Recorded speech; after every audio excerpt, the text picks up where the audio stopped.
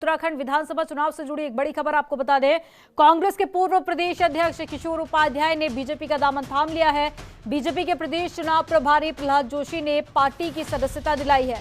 Cabinet मंत्री मदन कौशिक भी मौजूद रहे। टिहरी विधानसभा सीट से बीजेपी प्रत्याशी बनाए जा सकते हैं किशोर उपाध्याय। और कांग्रेस ने पार्टी विरोधी गतिविधियों में आरोप लगाया था, जिसके बाद में उन्हें निष्कासित किया गया था और कांग्रेस प्रदेश प्रभारी ने किशोर उपाध्याय को हटाने का आदेश भी दिया था।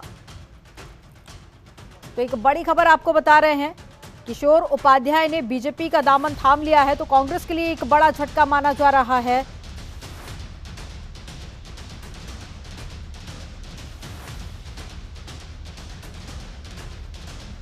तो विधानसभा चुनाव से पहले दल बदल की राजनीति उत्तराखंड में भी शुरू हो चुकी है। किशोर उपाध्याय ने बीजेपी का दामन थाम लिया है।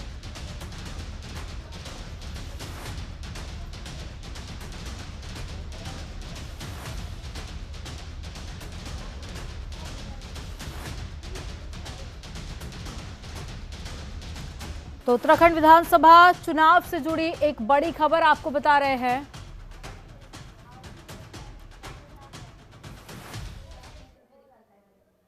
कांग्रेस से निष्कासित होने के बाद किशोर उपाध्याय ने बीजेपी में शामिल होने की अटकलों के बीच में एक ट्वीट किया है। लिखा कि मैं आज 27 जनवरी 2022 को 1 बजे अपराह्न टिहरी की महान जनता के श्री चरणों में नमन करने व अपनी रक्षा की भिक्षा के विनम्र निवेदन के साथ ही नामणी में आप सबको प्रणाम करने हेतु उपस्थित हो रहा हूं। आपके प्रत्यक्ष आशीर्वाद का आकांक्षी हूं, आपका किशोर उपाध्याय। तो ये ट्वीट भी किशोर उपाध्याय की तरफ से किया गया और किशोर उपाध्याय ने बीजेपी का दामन थाम लिया है।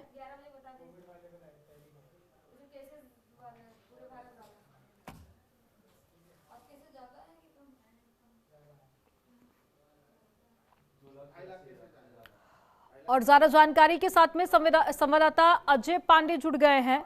अजय, एक बड़ी खबर इस वक्त उत्तराखंड विधानसभा चुनाव से निकलकर सामने आ रही है कि किशोर उपाध्याय ने कांग्रेस छोड़कर बीजेपी का दामन थाम लिया। हालांकि पार्टी की तरफ से पहले ही उन्हें निष्कासित कर दिया गया था, लेकिन ये कितना फायदेमंद बीजेपी के लिए साबित हो सकता है और इस दल बदल की राजनीति के बाद में क्या कुछ हलचल उत्तराखंड की राजनीति में देखी जा रही है?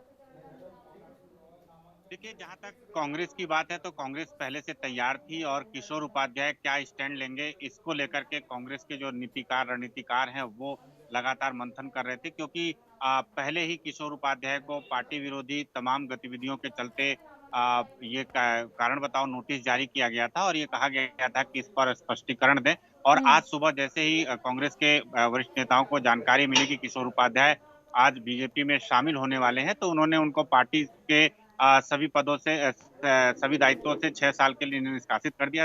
और उसके बाद से अब चूंकि किशोर उपाध्याय बीजेपी में शामिल हो गए हैं और किशोर उपाध्याय ने ये कहा है कि वो किसी के लिए कुछ कहना नहीं चाहते हैं, क्योंकि लंबे समय से वो कांग्रेस में शामिल रहे हैं और उनका जो राजनीतिक जीवन रहा है वो करीब 45 साल तक कांग्रेस में शामिल रहे। एक कार्यकर्ता के तौर पर उन्होंने तमाम कार्य किए। टिहरी विधानसभा सीट से वो पूर्व में विधायक भी हैं।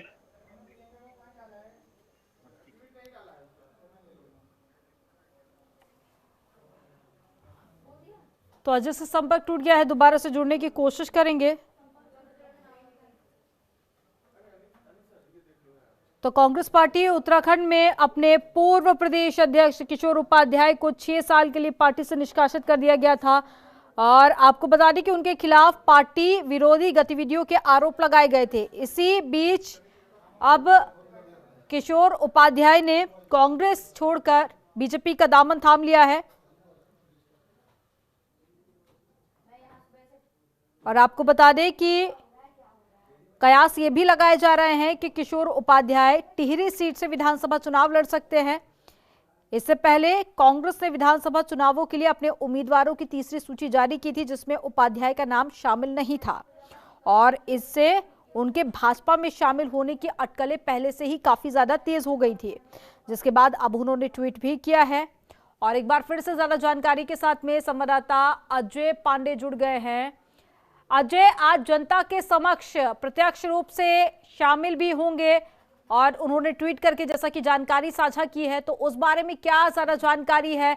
टिहरी विधानसभा सीट से उनके चुनाव लड़ने की घोषणा की गई, अभी तक आधिकारिक तौर पर घोषणा नहीं की गई है, लेकिन कयास लगाए जा रहे हैं। तो क्या माना जा रहा है कि वो कौन सी सीट होगी जहां से किशोर उपाध्याय को टिकट दिया जा सकता है?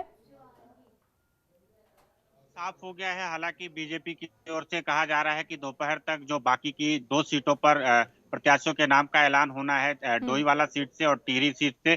तो सिर्फ एक औपचारिकता हम कह सकते हैं टिहरी सीट के लिए, क्योंकि किशोर उपाध्याय टिहरी से पूर्व में विधायक रहे हैं और चूंकि वो शामिल हुए हैं तो जाहिर है कि उनको टिहरी से टिकट दिया जाएगा। और किशोर उपाध्याय ने पहले ही साफ कर दिया है कि दोपहर 1 बजे वो टिहरी में जनता से मिलेंगे, जनता के सामने अपने बारे में बातचीत करेंगे। और चूंकि जो संकेत दिए गए हैं वो साफ है कि बीजेपी की ओर से किशोर उपाध्याय को टिहरी विधानसभा सीट के लिए टिकट दिया जा रहा है। अगर टिहरी विधानसभा सीट के लिए किशोर उपाध्याय को टिकट दिया जाएगा तो जाहिर है कि बीजेपी की ओर से एक और सिटिंग एमएलए का टिकट काटा जाएगा, क्योंकि वहां से धन सिंह नेगी इस समय वर्तमान में विधायक हैं। और धन सिंह नेगी अभी संभवतः कुछ देर बाद एक बड़ा स्टैंड लेने वाले हैं, वो भी कांग्रेस के पाले में जा सकते हैं, क्योंकि कांग्रेस को भी वहां पर एक नेता चाहिए जो वहां से चुनाव मैदान में खड़ा हो सके। और किशोर उपाध्याय को लेकर के कांग्रेस के जो रणनीतिकार हैं वो पहले से अपनी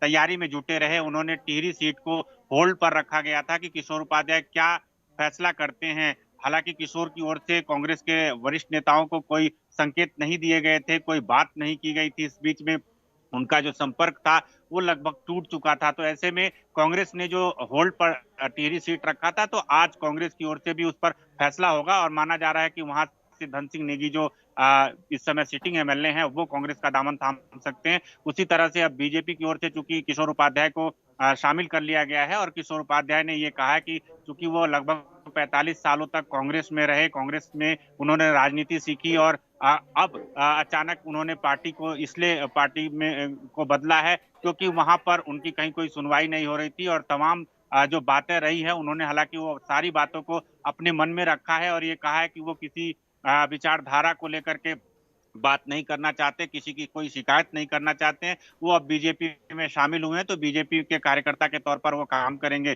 कुल मिलाकर के जो अजय, आप बने रहिएगा, आगे भी आपसे अपडेट लेंगे। खबरों के निष्पक्ष विश्लेषण के लिए सब्सक्राइब करें Janatantra TV and press the bell icon. Never miss any update.